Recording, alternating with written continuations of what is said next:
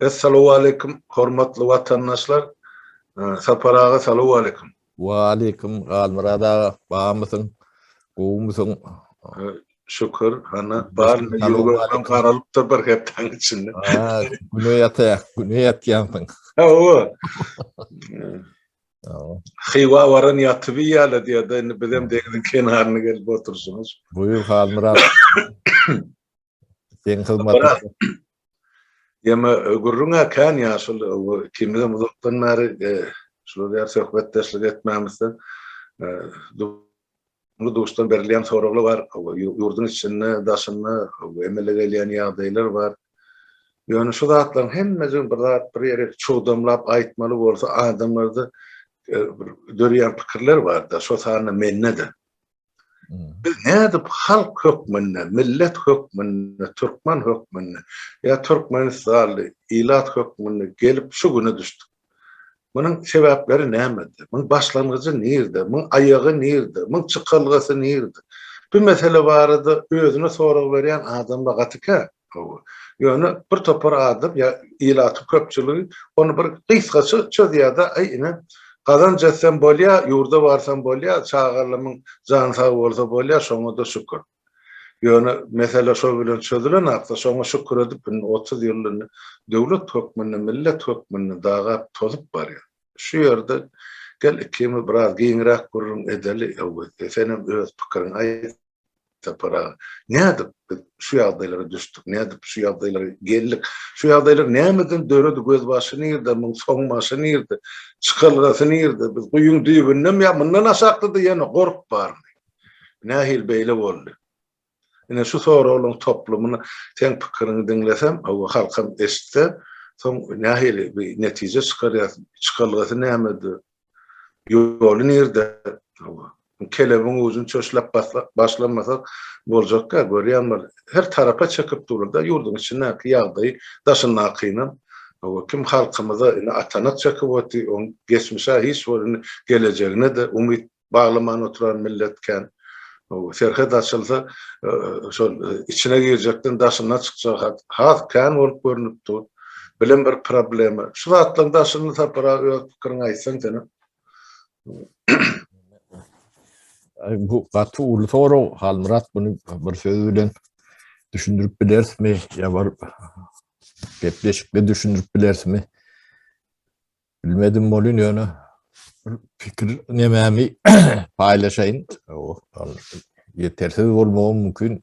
O soru waken bu milletin 70'i näme? O ya ýalňyşy näme? O bir sebäp bolmaly. Millet beýdip dargamalylar. Bir milletin soňuna geldik de. Ýöne men pikirimçe hemen köp döwletliň ýa döwlet gurulşyny onuň ýa pikir ýöredişlerini hinlap gelýänne ýa bir 20-30 ýyllap liyakat diýip bir söz var. Türklerde var. O Arap sözü. Ýöne Türk da bolmaly. Laýyk sözünden gelýär de, ýani Arap sözü özü. Laýyk. Ýa şu öýpe laýyk. Ýa şu işe laýyk adam diýip şoň üçin Türkleriň konstitusiýasynda da var. Liyakat diýilýär de. Onu bir parti nemesinde sözlü bilen uranyňda hünäri. Yani işini bilýän, neme diýen adam diýmeler. Inni Türkmeniň nemesinde bir jiden şu söz ýok da. Onuň şu düşünje ýok. Şu söz, şu düşünje döwlet gurulşunda da ýok da. Bolman soň bu ýerini başga zatlar bilen doldurulýar da. O aras adam, hap adam, o bir nemesi, onun şuku adam, yervede adam, o şol realak bir kriteriýeler var da. Bäde professionalizm bolmaly. Yani şu işe layık. O düşünce bolman soň buny şeyle bir halkın yani propagandanı ulanıp, metbuatı ulanıp, milletin beyninin şeyle nemedip oluyor da. Yani görüp yaşap bir öğrenmeğini bilip boru nokta. Ben tarihten mutal getireyim ne. Ne Sovet Soyuzu dargadı şeyle mi? O 91. yılda diyelim. Yani birden dargama da. Onun yanında. Yani şu dargadan adamlar var. Ne Türkmenistan alıp görsek de. 89. yıl biz battık. Battık. Şu an devletin başında kim vardı? O Niyazi vardı. Şeyler mi? hakiki. O 5 yıl şunu demedik. Batıran adam. Filmler var şol döwlet. O batıran adamın biri şu olmalı. Hı? Ben Kodagara Prom'da işlep gördüm. Kodagara Prom battı da. Dargattılar 89. yılda. Başlığı kimdi biliyor musun? Maglaves. Yok. Ondan son Baglavet son kısalarlar. Jorogulu Baba Kuluyuz. Hawa. Son Jorogulu Baba Kuluyuz kim oldu? Vice premier var. Primer oldu. Şimdi şu adamlar hiç profesyonel nemeleri yok da. Yani devlette yani şu liyakat diyen nemen düşünce yok da adamlarda da yok da. Şimdi onun devleti dargatacağı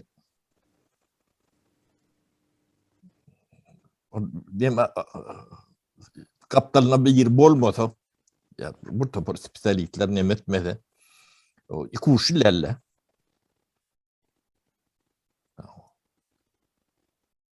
ödüm halkam 99% verip şolur sayladılar da.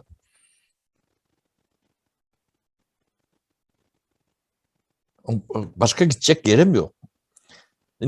Bu yerini yani liyakat demesini ne ahilek doldururlar. Onu ne propaganda deyip burada atmadır. O şun içini yalan gerekli tökmet bilen dolduruyanlarlar. Gerekli adamın arasılap bilendirler. Hapımı arasam işin başaran ok bu datların hiç kimin işi yoktur. Yani şu propaganda demesi var. O da yani liyakatsız adamlar diyen ne? Yani yolbaşılar var. Şoron eline olmalı. Şoron hüküm bilen yürüyen de hatta. Ben ya da injinerin ya mekanin, arhitektörün yani Mehmet bilen yürüyen yok da. Şoron Mehmet bilen yürüyen. Yine şolor Halmurat kovu deyse kovu adam oluyor. İşin başarıya deyse başarayan adam oluyor. Erve de adam deyse erve de adam oluyor. Şunu bağırlap bilen ya da yok bu beyli değerleyip bilen kuruluşum yok, kuruma da yok. Koronu bilen yok da Halmurat. Ben Halmurat uslovuna diyenler. Onun yerine taparam bolup biliyor. Amanam bolup biliyor. Şimdi şu bizim konstitusiyamızda da yok da. O liyakat, layık adamlar olmalılar. Hem yerde, yaka bir yer nemede değil, devletin kuruluşunu ve tatanım. Sonra hususi sektirde bu da atlım ödediğinden oluyor da. Şimdi işin başarmayan orta alanı var. Şirketin batıracağı adama sen onu bilmezsin yani. Ne? Türkmenistan'ın büyük sebebi şu zaten diletantizm değil bir neme var da. Başta şol. Onun yani diktatura ödediğini kurunap başlayadı. Bunun ayakları vardır. ne yankı yalan bilen tökmet bir ayağıdır. Bilim in ul ayağıdır. Son on nemetini yankı hukuk korucular tamamlar. Yani tökmeti nemetinin onun korku bilenem kutoryandır. Ya toplayandır, cemleyendir. Ne? Şeydi derde yarayacak adamları, yetişen adamları yok ettiler.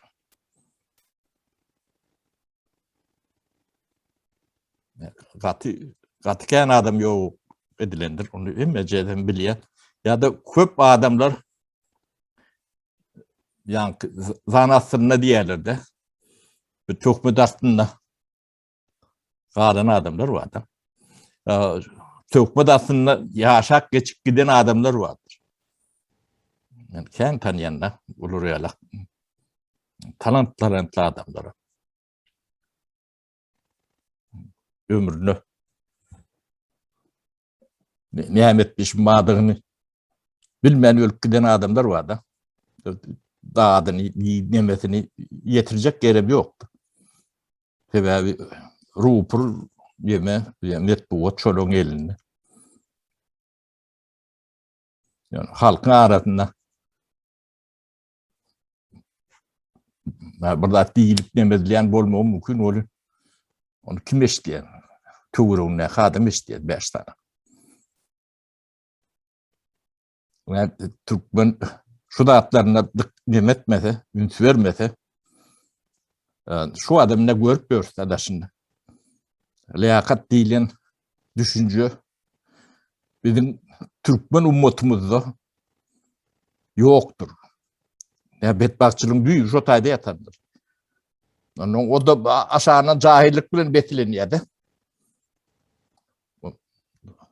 Yani cahil olandan onu düşünüyor mu? Manali de met bile yoktu. Yani baştan yani böyle bulmalı. Ya da akıl huşu yerine adam olsa ne yazı fark görürler.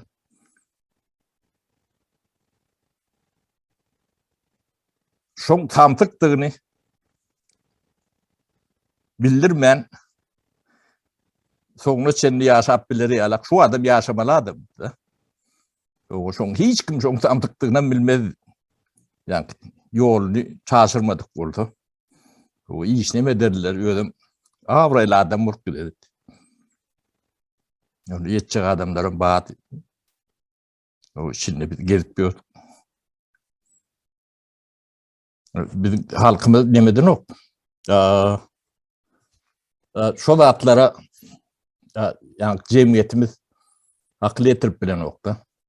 Onun devletimiz var, gazımız var, yeraltı bağlılığımız var, biz bağ olmalıyız. Yani burada da seyrettik görüm. Orsiye'nin bağlılığı Türkmenistan'ın bağlılığından kat kendir. Yani Orsiye'de kovu yaşıyor. Ya İran'ın yarattığı bağlılıkları vardır. Gazı, nefti, ne var? Türkmenistan'ın kızın hat kendir. Yani 3 kuruş yaşanır o.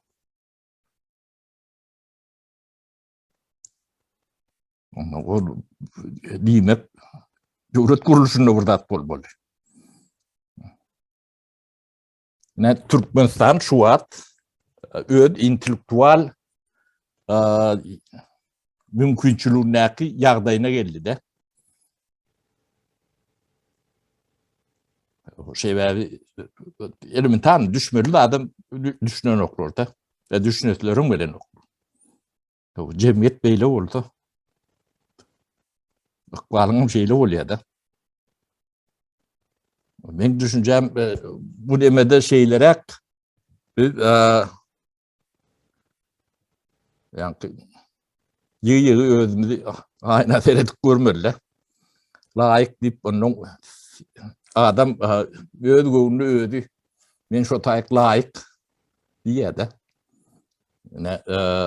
Ne planı işletiyor diye de. Ben ondan kim mi diye de. Ne ben Käbir primerleri getirip bereyinde. Ödümden son kunlarda ekranda da adı çıktı da. O bir dünkü zampret bolan rolun var da diýdi. Hoca Muhammed Mehmedov diye. Muhammed. Muhammedov o. Bağışlan. Bunun şu sonki 70'ini etmedik orada belki de azalmaz da. Şu oğlan bir Muhammedov'dan bayi oğlan. Şu yeğenleri var. Hem de yeğenlerini toplayadı. Berdi Muhammedov'un yeğenlerini adam eden adam. Yeğenleri Berdi Muhammedov'u paçın ne? Şunu paçın adamlar. Şoları şu dereceye yetiren adam şu jaga ödem kim?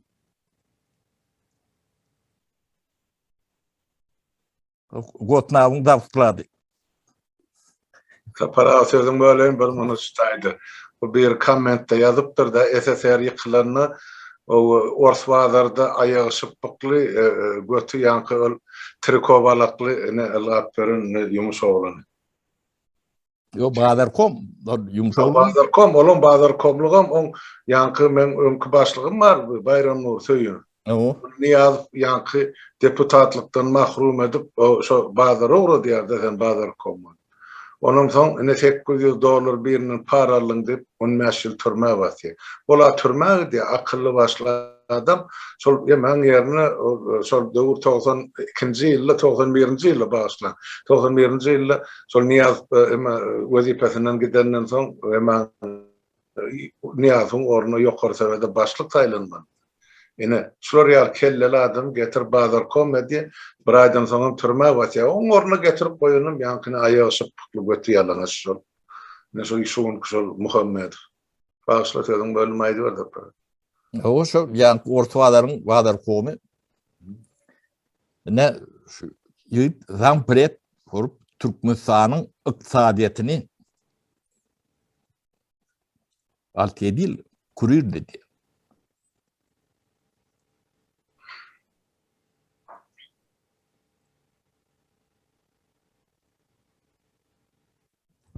Ne o hem için iki tane kurs var deyip bir civrin yetse.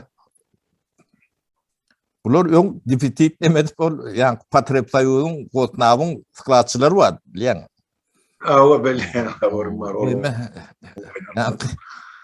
Nurulcağ'ın emesi vardır.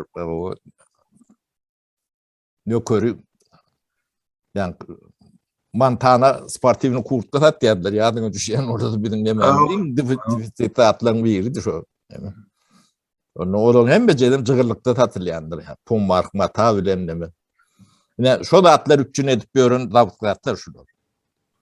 Aşağı bir vaxtın özüne kurban olayım. Ecesem sol cıgırlıkta sevdada oturan adımdan sonra.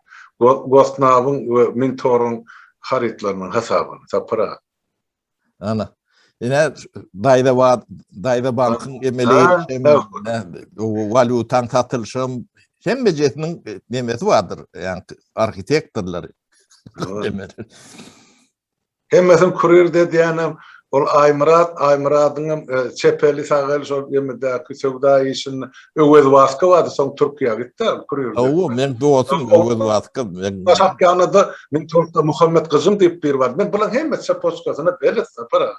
Son çüneyden bir onun elindeki tur kersen getiri. Yönüsün ağzı şol Aymurad oğrası oloyrak bolanzam ilka onu ullanırlar. Sonra Niyaz satıp bana öldüğünü vazifedenlerde. O neresen isten kadire. Ne edilen oyun son? Ondan men haberli tapara. Yani halkımın bir haber. Yani şuraya adamlar devletin esası vazifelerini eğleyen varsa, devletin iktisadı geleceğini kesitleyen varsa, kime değerli ağırlı bulamak, yatıp yalamak diye kızlar vatlar. Bilemek, gülecek mi sen ağırlayacak mı böyle vatlar?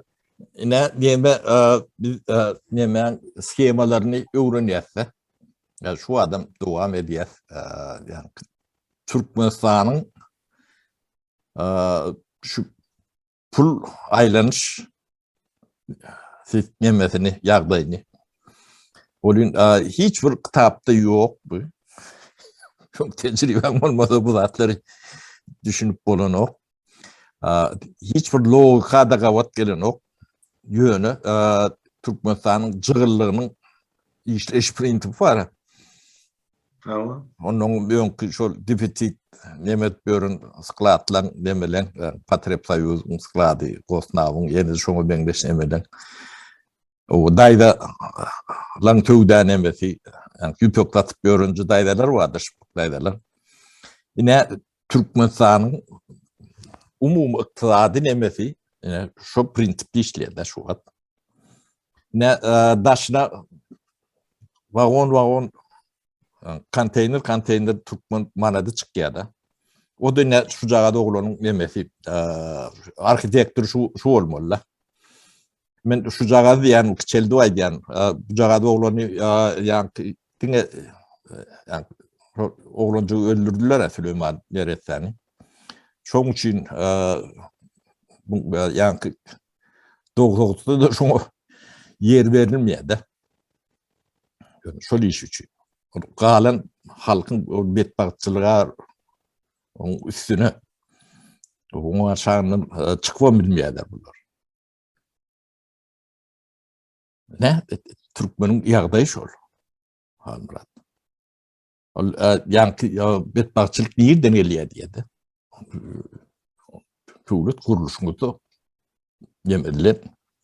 Oturdular. O demokratiya dikkat Nemet Börün rolünü yani bunların böylelerini yani koruma mekanizmlarından ediptirler de. O gözümden hallettiler, o ediptirler hem de. Biz onu görüp diyorsa. Ne yalan Türkmenistan'ın yalan yok diye bilecek Türkmen yok mu kanyen Türkmenistan'ın hem de adım yalanla. Yani buğday yetiştirdik diyelim yalan. Hem de adım yalan. Diyelim yalan. Hem doğrudan yok. Doğrudan var. Onun hem de kişi yalan söylediğinde hiç kim yalan söylediğinde yok değil ya da. Hem de kişi oğru olsa hiç kim oğru yok. Değerli ya da. Ben şolar yalak yağdaydı akın yeme. Onun tökmet demeleri var da. Tökmetçülüğün Ömer bir kanalın ne kuvvet demetinden başladık. İçinde de daşında da bulun hem becetin demedi. Onu biliyet. Bana 30 yıl bundan onu biliyetim. Yönü benden bu hatları soruyan adam yok birinciden. İkinciden hiç yerde bir sesini yetirecek yerin yok da. Üçüncüden ayda ayanda da şu devletlerde en tek bir yurdun daşına olan çekecek cezası yoksa para. Yine mesele şutaydı. Onun yurdun içinde täze Türkmenistan devletin täze prokuroru yine order bilen Interpol'u tutup beni getirirse onu cevap verir. Onun berde diydin diýmedin yüzünü alacak adamlar değil. Olur son için bular yürüyse tayyarlanan adamlar da anlarsın. Ya onu bir Halmurat bilen ben bir şey demde düýükle diyen ya da edem ok. Şolong taşına çıkanlar ali bilir var da. Şoloruna çenleyen elimizde ortada. Köpütünün. Bizim aramızda koşmak için edilen ali bilir de. Hava. Bizim aramızda hükman bolayım bala o ne aylak devlet otaydı arkaya oturup bilmeyer. Ödem bir yalak olmalı. Yine bitsin olmalı. Hat kahraman diyen yalak.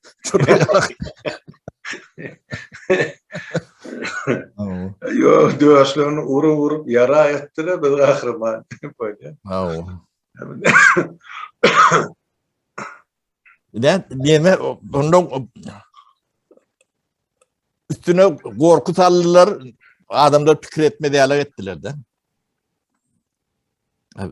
Yani gorkum elbette bolmaly. Yani Türkmen üçün gorkmak günädir.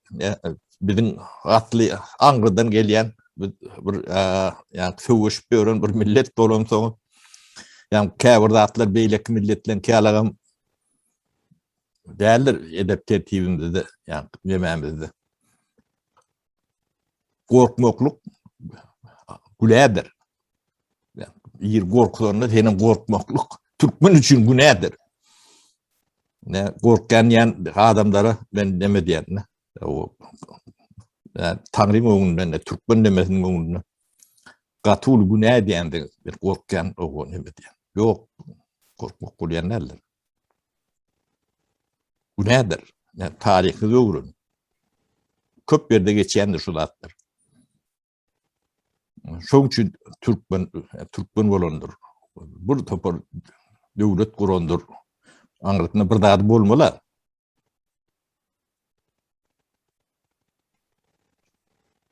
Tapara men pikir diýen şu gorky duýgusyny millet şol kalbyna goýulan gurban bolan ýa oň ýerleriniň gorkana şol rejimi goraýarlar bar. Ol bir onsoň birekden gorkýar adamlar. Şol men bir zat diýsem ýa bir zat desem goňşum ýa dostum ýa kärdeşim ýa işdeşim ýa kullukdaşym meni baryp meheme satar diýen ýa milide tapşyrar diýen gorkusy bar. O gurban bolan ýa oň ýerlerinden gorkan millet ýok. Ana demede kommentlarda ýazyp otýar. Millet ağzına geleni diye o tohumu ondan çekinip oturanak milletin çekinýän olan gorky däl çekinýän men şumal bir zat aýtsyn ýanyndaky ýoldaşym eşitip meni hökümete satar ýa meheme satar diye. Ine şular ýal gorky bar. Şonam etdiler de üç adamyň arasyna bir agent sokup.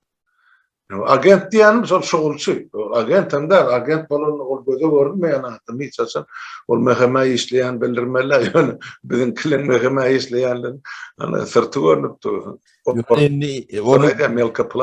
Onu demedip görmedem däl o işleýän okdyp o adam Türkmen bolsaň o samimi dälsin ýani inanarlyk ýokdur.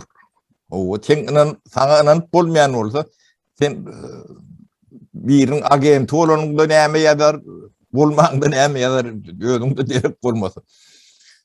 Şoň üçin ol agent bu näme diýip ol hekaýelerini goýun. Bänin adam bolmagy demedik.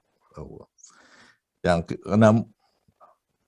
anam dar sözüň eýesi bolman bu dünýede hiç zat edip bolýanlar.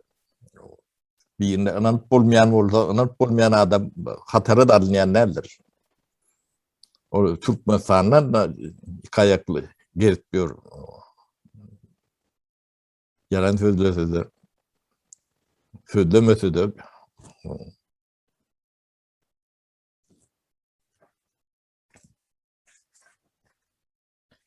yani şu yalan deme Halmurat diktaturanın en ulu tütünlerinin biri. Yalan bilen tökmet bulun koduru. Yani Türkmenin betbağıtçılığının esas şakalarının biri. Bunun yemeleri ne? Görücülük adamların nemeti bilen gidiyor da. Şoň bilen başlaya hukuk goruculury bilen tamamlanýar da. Bulun görücülük adamların hemmeti beýle diýip bolmaýar. O içinde gülýaly adamlar var. Naýbaş adamlar var. Bolary degişler ýöne yani Türkmenistan meýletin Orsiýada birleşdirdi diýip demedi görünür vardır. Sonra anlarjak bolup görün taýpalar vardır. Ne ben şolar gözümde tutup diýen. Onun içinde hem de köpsü atla avraylı adamlar kördün yer verilen adamlar da köpsü. Yani şu Türkmenistan meyletin Orsiýadyň sastavına salan adamlar 1981-nji ýyllarda ýani şu 100 ýyllygymy demek. Ödüm Niyazım çok içindedir. Sizin yurdunuzda başlık kuran adam şu. Şon nimeti bilen gelýärdi. Ana liyakat diýil ýanda şeyledir, ýöne tarihimizde adımdy bilem zok. O dünýä dönemlemi, o cahilligam gowy edip ýani ornaşdyrdylar. Bundan çykmady gaty kıyındır Galmurat. Bunu düdötüp bolýar. Düdötme de ullokan bir problemi ýokdur. Men üçin spesialist men prezidentin planning bolmagy deme derdim ýok olur ýalak. O Türkmenistany ykdysadyetini düzeltmek, yani sistemany düzeltmek hiç şart. Men üçin yani biraz adarak yatarın köprüye işler hem de çözümünü bilen o yetken tecrübemizde var. Yönü yani şu beyin var da zahirlenen cemiyetin içindeki beyin var. Yani şunu düzeltmek kıyın, şoları ettirmeyelim. Yetecek adamlar vardır. Ettirmeyenin sebäbini olar düşünen oklar da Niyazowam çok düşünen okdu da Niyazow şu nemede yol çatırını o doğru yolu düşen boldy. Şoň tamsykdygyny siz hiç wagtym bilip bilmedik. Awraýla adam bolup bölüp giderdi. Deverelerini yeter ýaly. Türkmenistanam Kuveytin denem yöngde olmalı da şu an. Yani o da yolunu da oylanır. O ne sebeplerini aydıp berelle. Ben yani aydiyana Orsiyet Türkmenistan'dan garip değil. Onlar çası köp baylığı var Orsiyet'in Türkmenistan'dan. İntelektüel taraftanım. Yani Türkmenistan'dan kendi üstündür. Silindik Respublikan halk kurayındır. Ukrayna Türkmenistan'dan Türkmenistany'dan pesmi. Yönüne 94. yıla çendi. Türkmenistan şolun hem becerinden gowy yaşanır. Biz akıllı olup neme del, cemiyetimizde akıllı olan düşünürler. Edip bilen adamlar grubu vardır, neme vardır. Şolun esasında. Ya şonu yok etsen ne? Sizin natural yani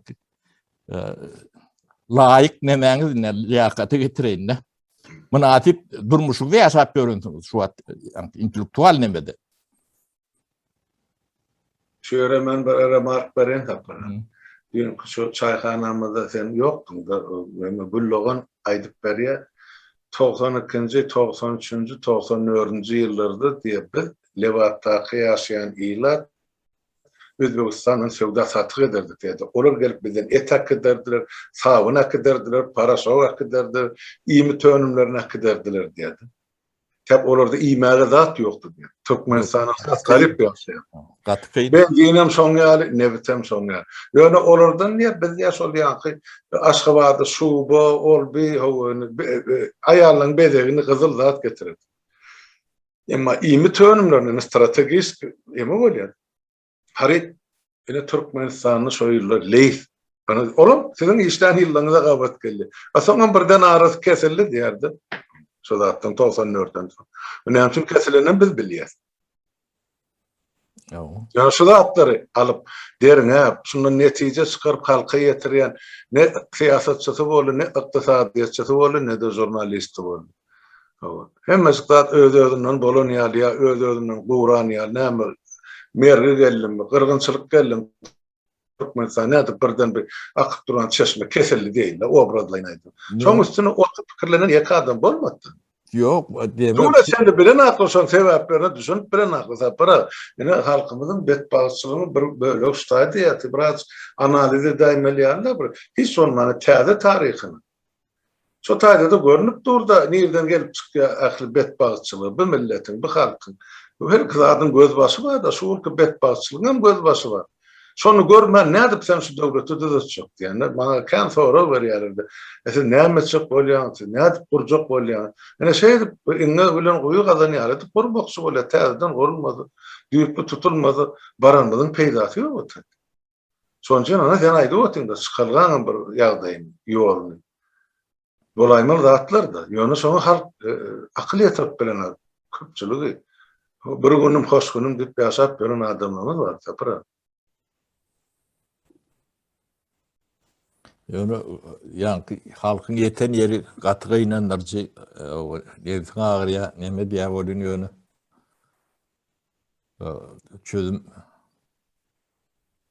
çözümü odok nemeli konsantrerunlu neme yok da cemiyetin nemesini pıtıra diyorlar. Onun bilerek diğerler mükemmel diyen o düşünme diyalaklar derler tabii abi.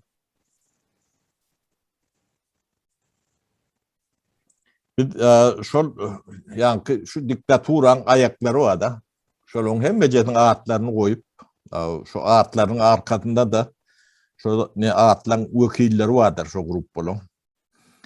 Şunu orta çıkaram son adi adamların nimetine giren son onun bu zatlara hat anık açık düşünüp başlar cemiyet. Onun ikinci sefer kaytarında diyalak yönelip bilir. O zatların hem meceti yani liyakat deyip şu söz vardır. Şunun başlayandır. Onun konstitüsyanın içine salmalıdır. Layık adam. Yani bazar komun zampret bolup bilmesi yagalak neme bolmalıdır. Yo logikasy ganatta döwletiň parlamentin ýolbaşy bolmaly adyma bazar komed soňam onuň $800 türme wasýaly. Oň ornuny gelen adamym ine şeýdi beýgerde para peşkeş bilen döwletiň ine bütün ykdysadyny ýöredýän adam bol. Döwlet diýwanyna oturan adam. Bu näil beýle bolýar. Onun bulon hiç yani orta krowy jardyt diýär. Şular gaty gany neme isleýärler. Özüm şu atlak yani liýakaty baran gatlak var. Yani şu jagada oglanyň töwrüne adamlaryň hemmejen tanýanlar. Yani başlıklarını tanıyan, işverenlerini tanıyan, patarıplayı bilen min toruna hemmejen tanıyan, yani halnalar bilen çağırlıktan bile yetiştik. Nemez. Ben başkalamın içinde bir tane şu patarıplayı var, benden ulusu, ora patarıplayı min toruna şolun hem yerinde tanılayan, bilinen adam da, işleyen adam. Son kremeler Topbağ'ın direkleridir. Topbağ'ı bilen o kömür satılan. Çocuk bana denilen nemesin. Yani közün neme yok edilen yollaşları var da şun kohtar sıkmalı adamları var. Onun yaşayırının tanıyan name. Yani dine şun üçünüm yani ben bir avtoritetin initim için bir nemem size olur yalak nemem de ne avtoritet olur ne neme olur da size yalakın haysi cemiyete varsan davanınızdan atıp soyum olur. Size yani bu dünya ne atıp götürüp görünlü hayran, kat hayran da. Dine bu şuları yalak bir betbaat halkın üstünü şuları yalak neme görüp bilinen dövür oluptur da. Bu da bilmedim. Yani, Türkmen'in payına düşüptür. Olmasa bulur yalak adam yeni. Ağatına şu yani raylarının tatan için devam edilen kovu diyendir. O zaman bu Süleyman Neresen kanını hiç açan yerde halk koymadı. Ne bilýän nerdedigini bir jenayetkarlaryň kimdiginden bilýän adam. Ular eýleme Halmurat jokdur. Aa. Çok görüyor. yankı bunun oyunu şimdi bu sırlarını açıp durma Allah. Yankı verdi Muhammedov. Yani bizden korkandır dip demediyen oluyor, şulardan korkmalıdır. Yani oyunu oynap görün şular. Niye afamıyorlar şehitlerdi? O. Bak verdi Muhammedov şehitlerdi. Eşek eyesini neferge Türkmen'in sözü var. Koyasın, iyisin bir.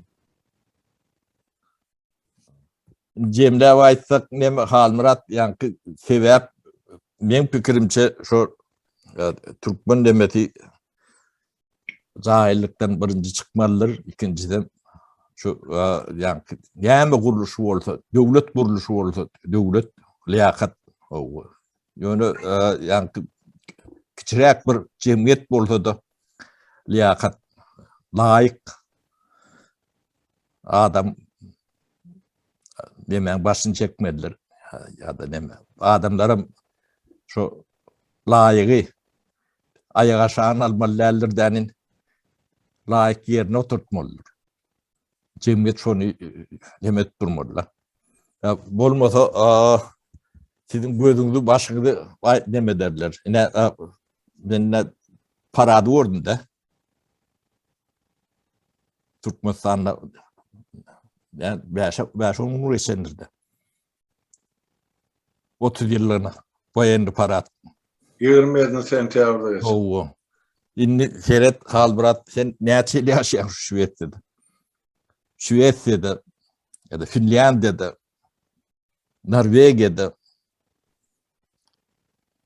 ya da başka istendik demedi. Şuraya ýalak parat görün ýeriň barmy? Halkyňa aç. Bularyň yani parat kime görkezýäňiz siz? Yani güýjüňizi, awraýyňyzy nämäňiz? Kim yani dünya düşünen ok. Yani Şüwetsiýe şuraya ýalak parat geçirmeli mümkinçiligi yok. Ya özünü sençe gören ok. Hı? Yani Üstversen parat geçirýän döwletliň, milletliň hemmesinde de diktatura bardy. Kara ýanal, demir gazy, Orsiýedar. halka sefildir. Awa. Açtır.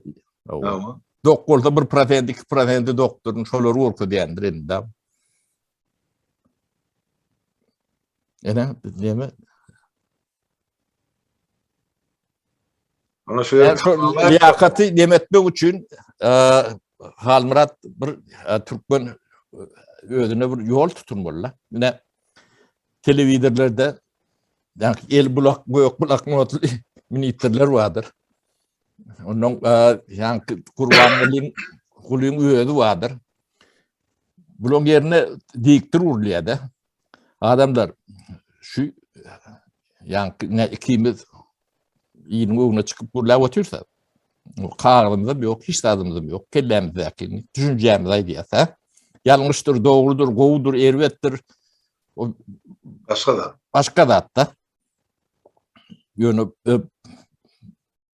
biz näme bolsak şol.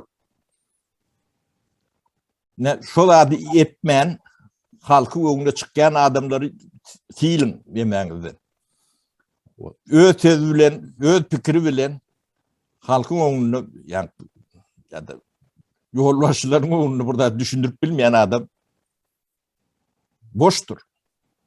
Ine liýakatyň ýoklugynyň düýp sebäbi ne şodur. Yani sizin prezidentiniz diktirdir. Ya da şu diktire kim tekst yazıp berýän bolsa şodur. O beýlekler hiç boş. Yani saknaň demedi ýalak batlar o. Netijedem işin netijedem şodur. Netijedem şu batlary düşünürçe wagt boldy. Yani şu neme bilen Göp bulaklıoda yazan ministrler vardır. Şoları diğerini bir gün hinleme için ya beni yanlış deme veren, yalan söyleyen değdirme için çıkarıp bir gürledik göreyim. İslenliğinin alından yani Berdi Muhammedov'un başlayıp te beyleklerini çendi. Halkın onu çıkıp düşündürüp verdin. Ediyen işini, fikrini, edeceği işini, ya bolyan yağdayını, ya şu situasyon ne için düşünönünü, ne edip çıkıp bolyanını, ya fikir vardır aşol orada da. Onu yönü diktir vuruluyorduk, bakayım aylıklarından bir ödülür alıyorlar. Olmadı aylığını diktir eder. Prezidentim diktir, ministrim diktir. Pudoklan yol bastam so iksan diktir. Sola gurle bassa da atıyor. Meylekledine ağzını açıp yum sol bloknotuna bir dat yazay mesela. Şunçayla yakıda solan ağzını iyi bağlı da adres mi? Söylüyor. Boş tuğurut durar. Hem yankı şu yankı badar komu bol yankıdan pret polonyalak bulun. Hiçbir neme de yok. Şu badar komunu çıkarıp vurladık göreyim. Bir soruğa cevap verdim. Ne için iki tane kurs var Türkmenistan'da?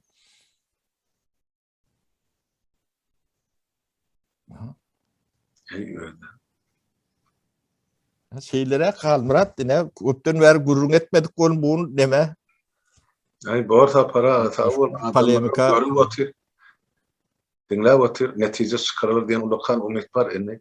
Halkımın vakti bollu yetti de oylanmalı, fikirlenmeli. Öz geleceği var da alet etme. O bir adam, 10 adam, 100 adam işiden devletin içlerini pudoğanı yumurlu pıtrap yatıyor. Yani tədədə düzeltme sen ayrısın ya küllen de kelmese başa hiç de yok kül ediptirler ayı. Başına geyip. Adam yok. Biz bunu Halmurat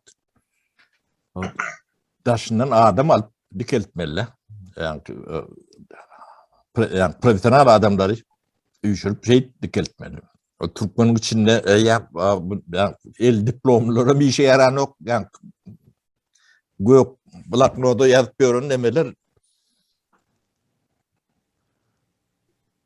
Yoksa para azda kanını sol hükümet bilen işleşen ödüne utanç namı hasabet kıra çekir oturaların var.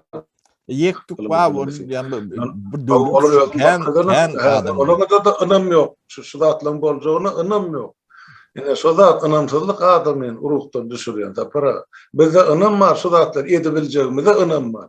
Ama halkta önüm yok şu da atlım bolcuğuna. Halk diyelim sol umum birinciden sol yani bilimsiz alim köpçülüğümüz ikinciden o sol haysi tarafı yıkılacağını bilmeyen argılap duran adamlar vardı. Ilim bilinmem yeterli. Yani o sol real ilimli olunun bolmanı o mençüne. Sebep halkına peyda gelmeyecek bolsa bir ilimden bir cemiyet peydalanmayacak bolsa onu neme okudun? Özün için okanmasan yatan öyünde okudu şu kitapla. Tədədə. Yo oğlum sonra halk bilen ya cemiyet bilen. Halmurad bolluk değil, onun halk kolluğum değil, olur halk divim nemet görme ya patribitil. Sonra o sarp edici. Hiç nemeti yok. Onu şu yerden hem tamamlayayım sapara. Bolya Halmurad. Adamlarım yadıtmaydı savur sapara. Şunu kimi bıra. Fikir alıştık şu mesele boyunca adamlara özüne gerekme neticen çıkarır diye. Ulukan umut var. Vatandaşlar hemmenizin öýüňize sağlyk, bijaňy rahat bolsun. Sağ olun illeşler Halmurat, sağ ol. Senem sağ ol sapara, sağlıkda görüşelim. Sağlıkda görüşelim.